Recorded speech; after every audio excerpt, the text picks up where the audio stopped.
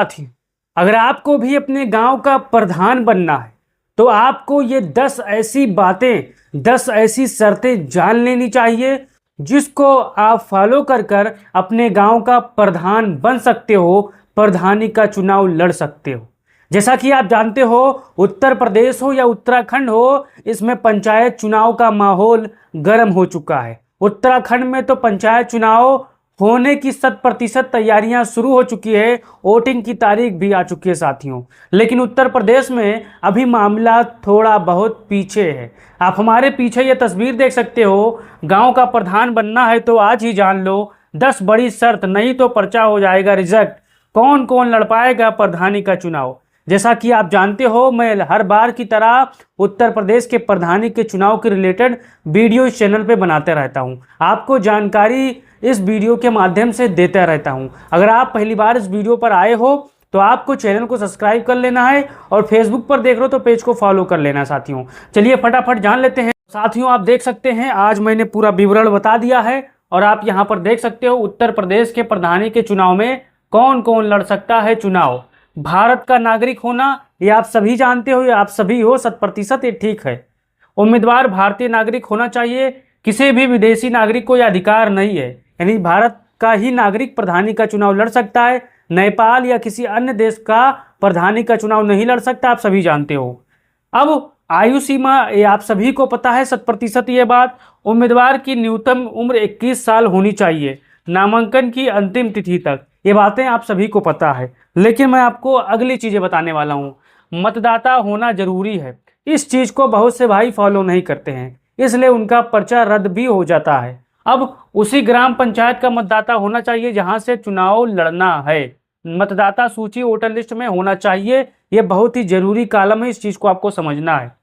शैक्षिक योग्यता एडुकेशन, अभी तक यूपी में ग्राम प्रधान चुनाव के लिए कोई न्यूनतम शैक्षिक योग्यता अनिवार्य नहीं है, लेकिन उम्मीदवार पढ़ा लिखा हो तो जनता पर बेहतर प्रभाव डालता है। उत्तर प्रदेश में अभी शिक्षा का कोई महत्व नहीं है प्रधानी के चुनाव में कि इंटर पास हो या फिर बीए पास हो या 10वीं पास हो या 5वीं या 12वीं पास हो। लेकिन अगर पढ़ा लिखा प्रधान उम्मीदवार रहेगा तो गांव में कामकाज बहुत शानदार तरीके से करेगा। अगर अनपढ़ रहेगा तो जो सचिव वचिव होते हैं वो बेवकूफ़ उनको बनाते रहते हैं, आप सभी जानते हो।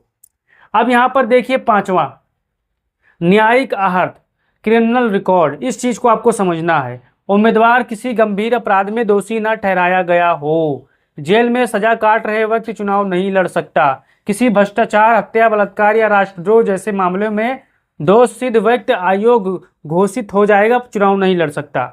सरकारी सेवक नहीं होना चाहिए, ये भी चुनाव नहीं लड़ पाएगा साथियों। अगर कोई भी वर्तमान में सरकारी नौकरी करने वाला या संविदा पर काम करने वाला व्यक्ति प्रधान पद का चुनाव नहीं लड़ सकता, इस चीज़ को आपको देखना है। अब यहाँ पर देखिए, ऋण बिजली बिल बकाया ना हो, यदि उम्मीदवार पर सरकारी ऋण बकाया है या बिजली पानी का बिल नहीं चुकाया है तो नामांकन रद्द किया जा सकता है।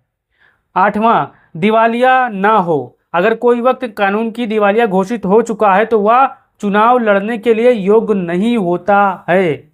इस बातों को आपको ध्यान देना है और समझना है। मैं कई बार वीडियो में ही बता चुका हूं कि कौन कौन लोग चुनाव लड़ सकते हैं, कौन कौन नहीं लड़ सकते हैं। आप भी इस चीज़ को देखिए और समझिए और साथियों तक भी भेजिए।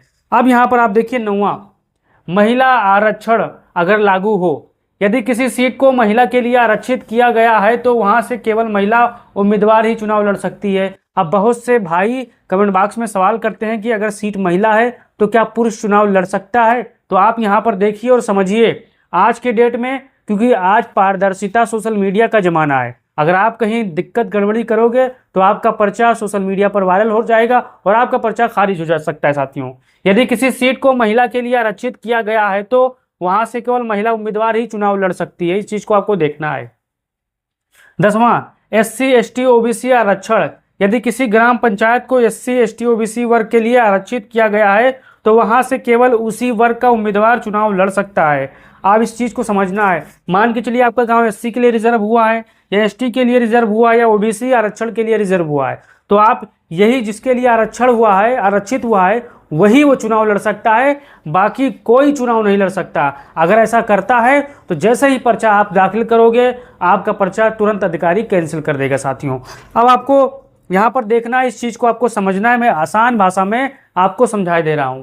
अगर कोई व्यक्ति 21 साल या उससे ऊपर का है, भारतीय नागरिक है, ग्राम पंचायत का मतदाता है, कोई गंभीर अपराध में दोषी नहीं है, सरकारी कर्मचारी नहीं है, किसी भी प्रकार का बकाया नहीं है, तो वो प्रधान पद का चुनाव लड़ सकता है, बशर्त उस सीट पर लागू आरक्षण के अनुसार वह पात्र हो। साथियों, अब इस चीज को समझना है, आपके अंदर अगर ये योग्य है, आप ये दावे करते हो कि हाँ मैं, मेरे पास पूरी पक्की कागज है और मैं जितने भी चुनाव आयोग की गाइडलाइन है उस पर मैं खड़ा उतरता हूं, तो आप 100% प्रधान पद के चुनाव के लिए मजबूत दावेदार हो और प्रधानी का चुनाव जीत भी सकते हो। साथियों, अपनी मजबूत प्रचार से, जनता की सेवा से। साथियों, अब इस चीज को ध्यान दीजिए और समझिए कौन कौन साथी पहली बार प्रधानी का चुनाव लड़ने जा रहे हो। अपना राय जरूर दो और बताओ ये वीडियो आपको कैसी जानकारी लगी, क्योंकि मैं वीडियो के माध्यम से आपको बताता रहता हूं कि उत्तर प्रदेश में प्रधानी का चुनाव कौन कौन लड़ सकता है, कौन कौन नहीं लड़ सकता है,